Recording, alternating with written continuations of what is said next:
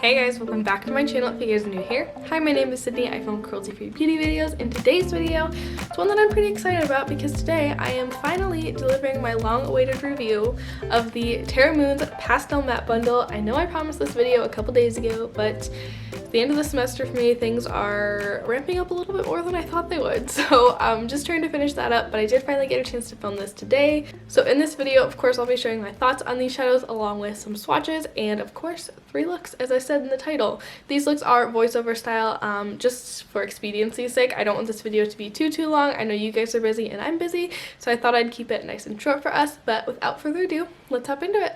So as I normally do in my review videos, I do like to talk a little bit about kind of my experience with the company as a whole. So the ordering process with Terra Moons was really easy. I thought their website was pretty easy to use. The checkout process was very flawless. Terra Moons as a company is one that I'm just a really big fan of. Every interaction that I've had with them has been overwhelmingly positive. They're always so kind, so positive, so helpful, and I just feel like there's a lot of passion put behind the products that they put out, so I'm always happy to support a small indie brand. So these shadows are cruelty-free. I got the bundle, which comes with 7 different shades. The bundle retails for $35, but if you buy the shadows individually, they are $6 a piece. If you do get the bundle, you do save a couple of dollars, so that's what I decided to do because I was so excited to test all these shadows out. I did not order this palette with them. They just come with the regular pans. Everything arrived beautifully packaged, nothing arrived broken, which I was very excited about because these are some soft shadows, you guys. So I'm going to touch a little bit on the formula on these really quick, and then we'll hop into some swatches and the tutorial. So formula-wise, I actually have not tried any of Terra Moons' other matte shades. I would like to try them in the future, but I just haven't gotten around to it yet. And so I really had no idea what to expect when I was walking into these shadows. They are very soft. They're like, I would say like on par with like ABH's shadow softness. So of course when you stick your brush in there, you do get a little kick up in the pan. For me, that's not a big deal. I feel like that's pretty standard for many shadows at this point, so it's pretty much second nature for me to dip my brush in the pan, tap off the excess, and then go in onto my eyes. I really didn't have any formula issues with these. There is one shade that I had a little bit of creasing issues with, but I'll mention that in just a moment. But they all go on very like full pigment for pastel shades. They go on very pigmentedly. They blend really nicely. I did have a couple of issues in my first impressions videos with these, with the red shade not really wanting to blend for me. I can link that down below if you guys want to see it, but I've since tried the red a couple of times in a couple of different ways and I haven't had that issue, so I'm wondering if it was just a weird fluke. The only other slight formula issue that I had was that I noticed that the shade Lunar or Later, this beautiful mint right here, did crease a little bit on me. I do have semi-hooded eyelids, so for me to get a little bit of creasing in this very inner portion of my crease really is not anything out of the ordinary, but I did notice that it was a little bit worse than normal with this mint shade right here. I was layering up some other shadows on top of it, so that could have had a little bit of something to do with that, but even when I used it by itself, I did notice a little bit more creasing than I do normally notice with some other shadows. Just something to keep in mind. It wasn't a huge deal breaker, but I just wanted to be fully transparent with you guys. But as I said, when I go in with these shadows, you guys will see in the demo, I feel like they go on really full color right away. They can obviously be built up to be a little bit more intense, but I don't feel like I'm layering forever. I think that they're formulated really nicely. I know some people say that you shouldn't blend pastels, but I blended all of these and they blended out beautifully. They blended to each other really nicely. I really truly enjoy the formula on these. Very briefly, I did want to compare these to the Menagerie Pastel Pup palette. I did side-by-side swatches in my first impressions video, so I can link that down below if you guys are looking for that. But I feel like these shadows are just a hair almost more pastel than the Menagerie shadows. The Menagerie shadows are just a little bit more saturated. In formula wise, I would say they're pretty different. The Menagerie shadows, which is strange because these are usually pretty powdery, are very hard pressed, or not like very hard pressed to where it's difficult to use them, but they're much harder pressed than these shadows are, so you don't get a lot of kick up in the pan. I feel like you have to build these ones up just a little bit more, but that's not necessarily a bad thing. If you're a beginner with pastels, you might want to do that more than go in with full-on color, but either way, I think you're getting a really great palette. This palette obviously does come with a few more shades, and it does come with a shimmer as well as a black and a white. If you guys want to watch my Menagerie Cosmetics review, I'll link that down below. I was not a huge fan of the shade choices in the bottom row, but if you guys want to see more of my thoughts on this palette, I will definitely link the review down below. I really can't say which one I prefer more, because I feel like they're so different. These tones are just different than these tones. Well, I guess that's one thing I can say. You're definitely not getting any direct dupes if you bought both of these palettes. I just feel like the formulas are a little bit different, so usually I just go for whichever one has the color that I'm really looking for. So I think that's enough chatter about the formula and comparisons. Let's hop into some swatches. First up, we have the shade Utopia, and I would describe this as a matte pastel, almost bubblegum pink shade. Next up, we have the shade Libra, which I would describe as a matte pastel purple.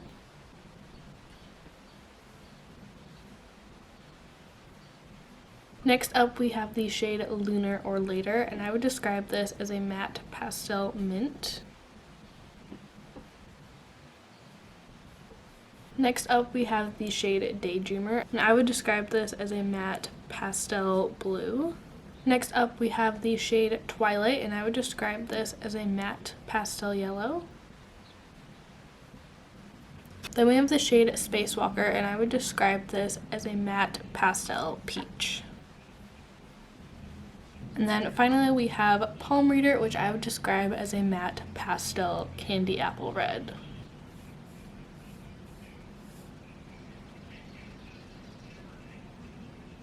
So now that you guys have seen some swatches, let's hop into the 3 looks that I created with this palette.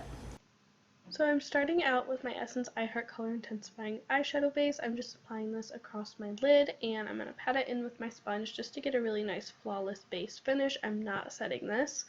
Then I'm going in with the shade Lunar or Later, and I'm just starting to blend this through my crease. I'm keeping this more in the inner portion of my crease. And then I'm going in with the shade Utopia, and I'm just building this in the outer portion of my crease. I'm kind of packing it into the outer corner a little bit. I'm not really winging it out. I'm keeping it mostly in just a circular shape. And now I'm patting just a little bit of the NYX glitter glue across my lid to get a tacky base. And next I'm going in with Sydney Grace The Greatest Gift, and I'm just tapping this directly over where we placed that glitter glue. I love the green purpley shift that this shadow has. It is so unique and absolutely stunning. Next I'm going in with Sydney Grace Face Painter, which is like a satin, like warm purpley shade, and I'm just taking this on my little Essence liner brush, and I'm just drawing a winged liner across my upper lash line and just cleaning it up with my makeup eraser, because of course I can never get it right on the first try. Then I'm going in with the shade Daydreamer, and I'm just patting this across my lower lash line. I find that it's best to pat these even when you are putting them across your lower lash line, just to get the highest impact. And then here I'm going in with the Terra Moons Iridescent Chameleon in the shade Space Baby. Alright guys, so this is look number 1 completed. I went for something a little bit more ethereal, fairy-esque. I don't know, that's kind of what I was thinking when I was applying this look. Then I went for a bit of a deeper vampire lip. It was quite the lip combo. So first I went in with my Kaleido Cosmetics liquid lipstick in the shade Luna, and then I decided that was too dark, so I kind of just shaded it out and blotted it all over my lips. And then to try and lighten that up, I went in with my Wet n Wild Liquid Catsuit High Shine Gloss in the shade Caught You Bare Naked. Then I didn't think that was pink enough, so then I went in with another one of those Wet n Wild glosses in the shade Peach Stole My Look. Then finally, I wanted even more glossiness in the center of my lips, so I went in with my e.l.f. Cosmetics Modern Metals Lip Topper. So in my first impressions, I had a lot of issues blending these shadows over a completely wet base, so I thought maybe the wet base was the culprit, so I didn't use my ColourPop base this time. I used my Essence I Heart Color Intensifying Eye Base this time. It's not a white base, but it is very light, but I didn't have any issues at all with these shadows applying weird or funky over that or grabbing weird in my crease. I might try to use my ColourPop No Filter Concealer again to see if it was just a fluke or if those two products just don't work well together. I think that my ColourPop concealer might be expired, but I'm not quite sure. But I would like to use it up. But I think that wraps up this look. Let's hop into the next one. Alright you guys, we're starting off with the shade Spacewalker, and I'm just taking this on a fluffy brush from Sonia Kashuk, and it's very, very old. I'm sure they don't even make it anymore. And I'm just really taking my time building and fluffing this into my very inner crease. Next, I'm going in with the shade Palm Reader, and on an M433 from Morphe, I'm kind of focusing this in the inner portion of my crease, overlapping with that other shade. And next, I'm going in with the shade Utopia on that same brush, and I'm just working in little bits of my crease, just kind of building and blending so these shades blend really seamlessly into one another. And now I'm going in with the shade Daydreamer, and I'm going in with like a little BH Cosmetics brush, and I'm just packing this on to my outer corner. Now I'm going in with the shade Libra, and on just a little, I think it's an M433, I'm just going to blend this on the very outer portion of my crease, just so we get a little pop of that purple. I didn't want it to be too intense. Next, I'm taking just a little bit of my e.l.f. Camo Concealer, and I'm kind of doing a cut crease, but kind of not. I didn't really want the shape to be super duper precise, so the edges are much softer than I would normally make them, but I did want a base for the next shade that we're going into, which is Lunar or Later, and I just popped that directly over that base. I really just wanted the shade to pop. And here I'm going in with the Clionadh Stained Glass Shadow. I think this one is in the shade Chandelier, I want to say. And I'm just patting this across my lid. It's a beautiful, like, minty, shimmery shade. It's not super crazy metallic, intense, or glittery, but I thought it would add just kind of a nice sheen to my lids. Next, I'm going back in with Utopia, and I'm just patting this on my lower lash line, just all the way across. And then I'm going in with my Fenty Beauty Diamond Balm, and I'm just patting a little bit of this on the inner corners of my eye, just for a little bit of added brightness. I didn't really want a color to be there, I just thought it would be nice to have some like beautiful shimmery reflectiveness. And then I'm going in with the Terra Moons Iridescent Chameleon in the shade Light Year. Alright guys, here's look number 2 completed. This one's very ethereal-esque. I mean, I feel like a lot of the pastel looks kind of come out looking like this. I did actually get inspiration for this look from an Instagrammer. Her name is Honestly Grace. I'll insert a picture right here and of course link her down below. I was so inspired by the look that she created. I knew I had to recreate it with these beautiful Terra Moon shadows, and I am super duper happy with how it came out, you guys. Off camera, I did throw in a little bit of the ColourPop Creme Dough Liner in my waterline in the shade Crybaby. I thought it really pulled in the purple on the crease really nicely, and then on my lips, I first went in with my Buxom Plump Line Lip Liner in the shade Incognito, and then I went in with this little teeny tiny Ulta Gloss. It's one of their high shine lip glosses. It was just a mini that came in a Christmas set years ago. It was just in this pretty kind of lavendery shade. But that's gonna wrap up look number 2. Let's hop into the final look. Alright guys, once again we're starting off with the Essence I Heart Color Intensifying Eye Base, and I'm just applying this to my lid with my sponge, just patting it all out. And then I'm going to start off with the Lunar or Later, and I'm just applying that to the inner half of my crease with my Element Cosmetics blending brush. Next I'm going in with the shade Daydreamer, and I'm just blending this into the outer portion of my crease and also a little bit into my outer corner. Next, I'm taking the shade Lunar or Later once again, and just on the shader brush, I'm kind of packing this across my lid just to re-intensify it. Then I'm just taking a bare fluffy brush and blending out the edges to make sure we don't have any harsh lines. Now I'm going in with my NYX Glitter Glue, and I'm just patting this on the very center of my lid. I kind of want to create a halo-eye shape without using any concealer, anything like that. And next I'm going in with the Terra Moons Iridescent Chameleon Shadow in the shade Space Baby, and I'm mostly concentrating this where I put the glitter, but I'm just taking whatever is left on my brush across the rest of my lid. Next I'm going in with Sydney Gray's hashtag It's a Boy, and I'm just creating a winged liner shape with this shadow. And as always, cleaning it up with my makeup eraser.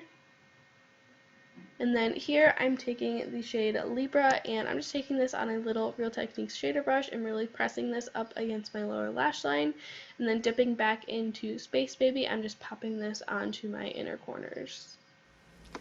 Alright guys, so this is the final look for my Terra Moons Pastel Mattes bundle. I want to do something a little bit more simple today. In my Menage Cosmetics video, I did this look right here.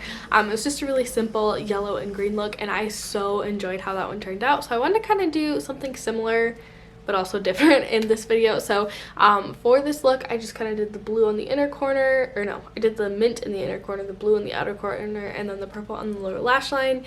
I think it turned out really nice and soft and pretty, but I hope that you guys enjoyed these looks. And let's finish off this video. Alright, you guys, I hope that you enjoyed those looks. I hope it gave you some pastel inspiration. But now I wanted to give my big overall thoughts on these mattes. I would give these an A+. Well, not an A+. I would give them a B+, because I did have a little bit of an issue with creasing, but I think these are really, really great matte pastel shadows. If you guys are looking to get into Terra Moons, I would definitely recommend these. They also have their beautiful iridescent multi-chromes, which I know I featured in a couple of those looks, and I'm really happy with these mattes, you guys. I've had so much fun playing with them.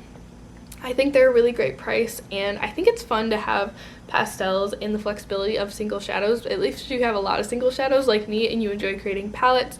But yeah, I like these. I give them a thumbs up. I hope that you guys enjoyed this video. I hope that you found it helpful. Leave me a comment down below letting me know if you guys have any pastel palettes. I do plan on comparing these two bundles as well as a couple of other pastel palettes that I have in my collection more in-depthly in an upcoming video. I just want to give myself a little bit more time to kind of revisit the pastel palettes in my collection that maybe I haven't touched in a while before I really compare the formula, the shades, all that. But that video is coming very, very soon, and there will be lots more, definitely more in-depth comparisons in there. But that's gonna wrap it up for me today. Thank you so much for watching. Let me know in the comments below if you guys have ever tried Terra Moons before, or what indie brands you're looking to try. I think that would be a fun discussion to have in the comments down below. But I'm gonna stop rambling on. I feel like I've been rambling for quite a while now, so I'm gonna wrap this up, and I'll see you in my next one. Bye! But I was not a huge fan of the shade chases of the shade chase. They are cruelty free. I'm not sure. Let me check and see if these shadows are vegan. I didn't think they were.